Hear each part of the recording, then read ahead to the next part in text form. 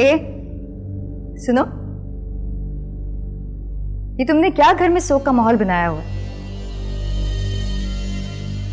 हमारे घर तो सब खैरियत है,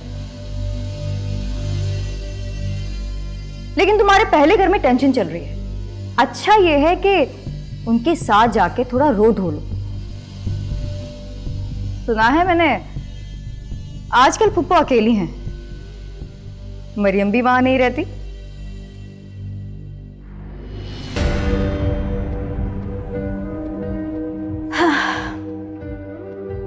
तुम सुनती कब हो तानिया? तुम तो सिर्फ बोलती हो, उल्टा सीधा जो तुम्हारे मुंह में आ जाए। और जिस घर में तुम्हें सोख का इतना मजा आ रहा है ना, वो घर तुम्हारा भी है तानिया। मेरा हो सकता था, और कोशिश भी मैंने बहुत की थी, लेकिन न जाने वो मरियम कहां से आ टपकी और सिकंदर को मुझसे छीन के ले गई। सिकंदर भाई तुम्हारे पास थे ही कब तानिया, जो कोई उन्हें तुमसे छीनता? जितना दूर वो तुमसे कल थे ना तानिया, आज उससे भी ज्यादा फासले पे हैं वो।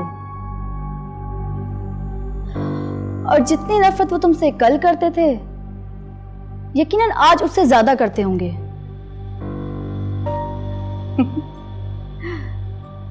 बोलने तो तुम भी बहुत लगी हो, इम्प्रेसिव। अभी देखो होने क्या जा रहा है। बड़ी दिलचस्प बात बताने वाली हूं मैं तुम्हें। देखो, सिकंदर अपनी बाप की वजह से यहां आएगा, ये उसकी पहली हार। और फिर दोबारा अपने बाप को बचाने के लिए मुझे अपने साथ लेके जाएगा। ये मरियम की हार होगी।